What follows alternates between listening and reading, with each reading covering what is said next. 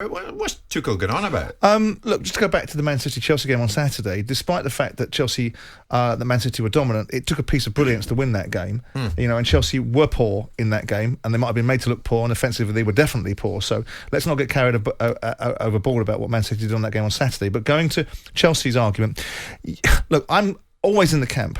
Always have been in the camp of, you don't know you're born, get on with it. But you do have to look at things objectively and look at the two teams that played last night. If you look at Brighton, between now and the beginning of December, Brighton have played 9 games. And you look at Chelsea and they've played 15, 16. Now, you can turn around and say that they've got bigger squads, but I think they've both got the same size of squad. You might say the quality is better in Chelsea's squad, and that's why they're at the top of the league and Brighton are not. So you do have to take some thing from that and say if one team's played 60% more games than another, then there's going to be some impact. I didn't take away from that, and it's not because it's Thomas Tuchel. I didn't take away from that. It is a bit. No, it really isn't. I'm not. I said earlier on in the week. You haven't gone down this road before because I think you have to be objective about it, and I think you have to look at it and say they've played 15 games. The expectation on Chelsea is to win all of those games, right? So they've played 15 games over a 7-week period, which is 2 games a week at the highest level most of the time, and ultimately you are going to have some form of impact. I don't think Tuchel is crying like some of the others are doing, but I do think he's flagging the fact that we need to perhaps recharge. But that's not the same thing as whining. He's pointing out the fact that we've played 15 games, we've played 2 games, we've played in the Champions League, we've played in cup semi-finals. Yeah. We're playing at a high octane with a high level of expectation. Simon, he would have said that if he'd beaten Brighton last night. I'm not sure. I mean, you'd like to think he would. Well, Trevor, I mean, he surprised me, Mr. Jordan, going down this road. What's your take on it? You played at the highest level. Could you cope with this? Yes. I think when you've got a squad that Chelsea have got, you have to rotate at times. You pick the games, you'll plan ahead, and you'll obviously with COVID that does come into it because players are missing through COVID, so the rotation might not be there at times when you need it. But he's just won FIFA Men's Manager of the Year. He should be able to deal with this. He should be able to rotate and juggle as he needs to with the squad that he's got. I think he's struggling for the shape. I think they've got no identity at the moment, Chelsea. I think you look at the 2 injured players, which I think are key to them, Reece James and Ben Chilwell. I think they've taken a lot of their attacking prowess away. Yeah. Looking at the game, just in one instance, and the game at the Etihad on the weekend, I thought there was no width to the team. So it was far too predictable for Manchester City to defend against. I think it was a mistake not playing Mason Mount because I've seen Chelsea go to the Etihad and press the life out of Manchester City and force mistakes and win the ball high up. So this is more the reason that Tuchel's coming over a bit indifferently. So who do you pick your games against then, Trev? When you say you pick your games, right, every game that Chelsea go into, with due respect to Chelsea or Liverpool or Manchester United, they're expected to win those games. And you look at the games they've played over the last 2 months, they've played 2 legs of a cup semi-final, they've played Manchester United, they've played West Ham, they've played Champions League games. Which of these games do you think that they have the luxury of being able to rotate and pick and choose amongst? Well, if you look at, they've got 2 squads of players. So sure. I'll go through the second squad. And so they would have rotated against Chesterfield. I'll go through the second squad. They should be able to rotate enough and still win games. Kepa, Sarr, Chalobah, Azpilicueta, Jorginho, Barkley, Saul, Pulisic, Ziyech, Odoi, Werner. They're not the starters. Yeah. So let me ask. So we rotate the sides, right? Now, it's all of them. Liverpool have got the same embarrassment of riches. Absolutely. So have Manchester City. Hang on, I'm finished. But Brighton haven't. So we're not talking about Brighton. We're talking about Chelsea. So why are Chelsea exhausted? Because Chelsea have played twice as many games in that period. But Trevor's saying you can cope with that, and he did. But Brighton have rotated their squad as well. They've got lesser expectations on them. Chelsea's players have. How do you mean lesser expectations? They wanted to win that last night. But think about it, Jim. How I mean lesser expectation? Do you think Brighton are going to win the league? Do you think the expectations are for Brighton to win the league or be in the top 4? No, is the answer. So the answer is... Are they out the league race? Let me make the point I'm making. So the answer is the expectations of Chelsea are very different than the expectations of Brighton. They all want to win. Of course they want to win, but we're talking about expectation level, and we're talking about the dynamic of Chelsea playing twice as many games as Brighton. Brighton can rotate their squad, and the impact of rotating their squad in big games is if they lose to Manchester United, if they lose to Liverpool, is that a crisis? It is at Chelsea.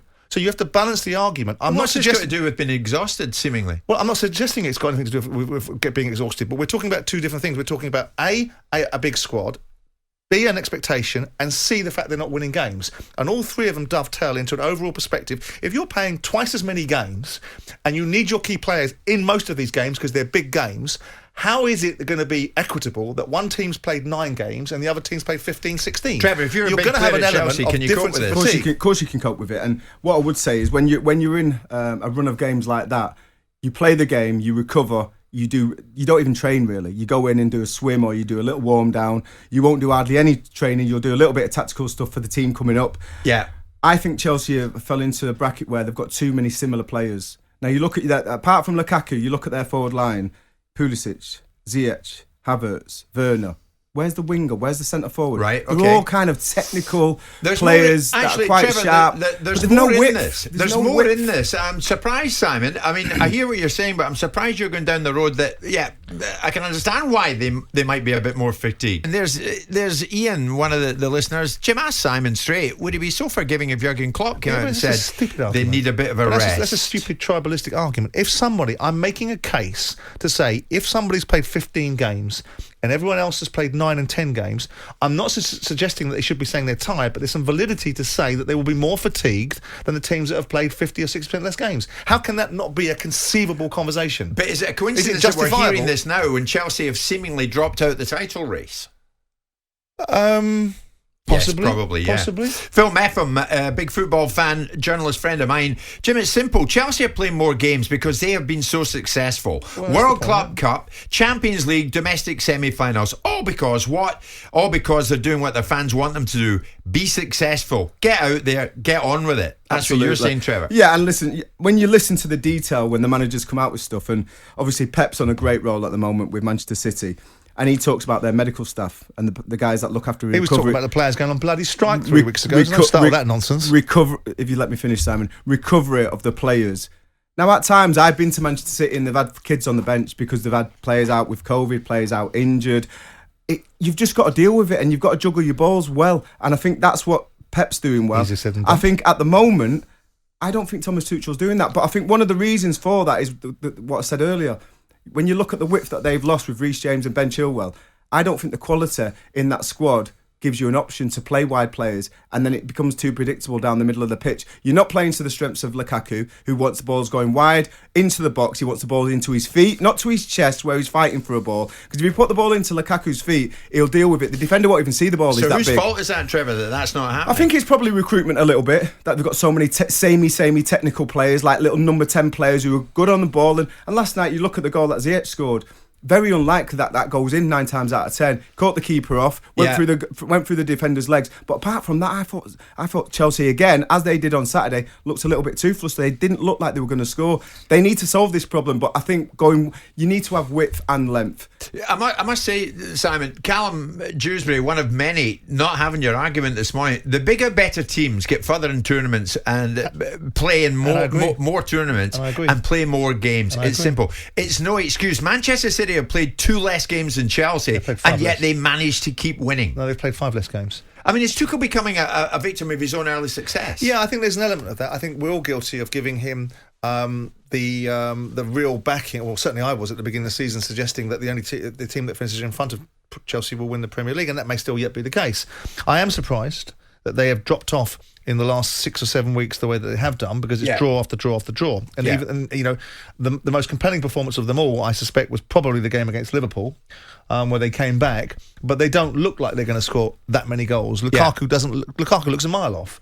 He looks a mile off against Manchester City, a mile off, and he got called out by his manager. And I do think there's a slight challenge, and I do think that Tuchel runs the gauntlet of having had this level of success, and on the back of that level of success, the whole contract landscape changed.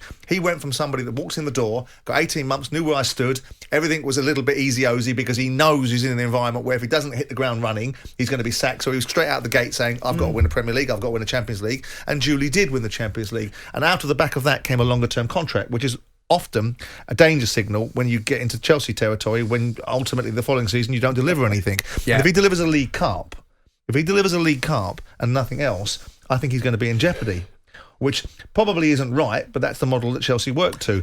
So I do think there's an element of all of a sudden, but also with the power spend. When you buy £100 million centre forwards that have scored money scored goals for fun in Serie A, and you think that's the missing link of the team because the team didn't score enough goals but still won the Champions League, and it doesn't work, then you really put your shelf life up for expiration. You see, we're beginning to get it now. This is Daniel Shore, another listener this morning. It's simple. The wheels have fallen off at Chelsea. Tuchel moaning and that they're tired is laughable.